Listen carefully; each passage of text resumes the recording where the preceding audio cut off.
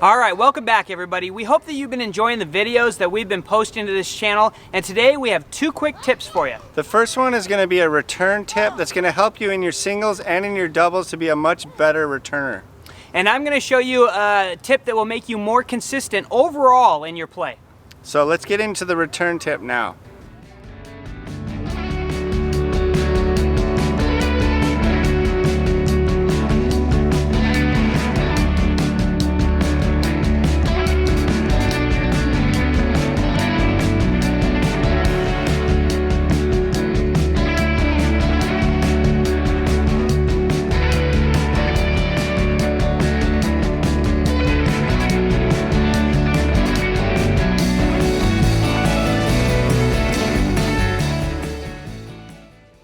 Alright, so on the returner serve, the key to the returner serve is knowing how to split step properly. This is something I learned from Guy Fritz when we were down at Indian Wells this past March, and I also learned it this year when I was watching the French Open.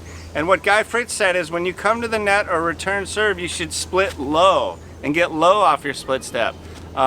I didn't really get it. I really didn't apply what he said until I watched the French Open this year and I saw Dominic Thiem and Novak Djokovic getting ready to return serve, and they're both getting way down low like this. And it just seems so awkward and uncomfortable to me, but I realize why they're doing it. So when they're starting in this low position, as the toss goes up from the server, they're coming in and they're splitting and they're getting right back into that low position. So their legs are low, they're loaded up, and they're ready to make their unit turn and push up off the ground and get power off the return. On both sides, if I start from here, I can load up and push up and get a really strong return and not let that serve push me back. I'm going to hit some returns. I'll show you in slow motion exactly how I do this by loading my legs and pushing up and hitting a really good return.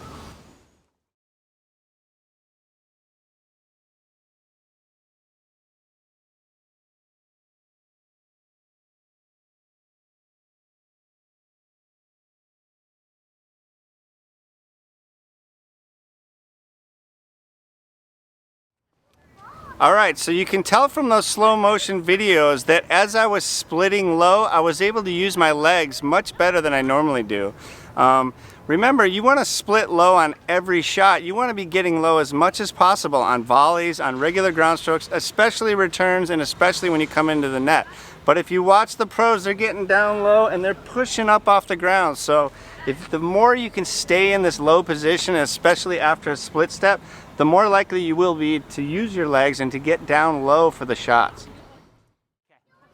Alright, that was a great tip that Todd just had on how to split low. I'm going to show you a tip on how to make you more consistent in your entire game. And we're going to start with the forehand, or the idea of the forehand. If you're learning a stroke, you need to understand that having different power levels will not help you with your consistency. So if I hit one ground stroke at 90%, and then I drop another ground stroke down to 40%, and then I hit a 60%, that variance in power levels will not allow you to find your best consistent shot. So here's how we're gonna fix that problem. When I hit these forehands, I'm gonna have to figure out what my 60% power limit is. And how I do that is first, I swing at 100% power.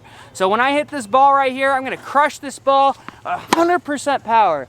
And when I hit 100% like that, there's really no way that that ball is gonna be going in. It's gonna go too far. So then I drop it down. I try to find my 80% power. So that's gonna be a little bit more consistent. I'm still gonna miss a lot, but it'll be more consistent. So after I hit that, then I drop it down one more time. I try to find my 60% power. So this is my 60% right here. And that stroke right there is my most consistent stroke. So if I think about hitting 60% power on every single ball, then I'm going to be more consistent overall. And that's one of the biggest things that you can do when you're trying to figure out a stroke, is you don't adjust your power limits. I don't go huge one time and then I get a little bit tight and I drop it all the way down the next. I try to maintain that even flow, and that's where you'll find your more consistent shots. Alright guys, so there's two great tips to help you with your consistency. Number one, when you return serve, you're going to split and get low so that you're able to use your legs. You're going to make way more returns and way better return of serves by using that technique. And secondly, by learning to dial down your power gauge from 100 or 90 down to maybe 60 or 70, you're going to make a ton more balls and make it much tougher on your opponents to beat you. All right, you guys, thanks for viewing this video. Make sure that you subscribe to our channel and hit the like button for this video here, and we'll see you again next week. See you next week.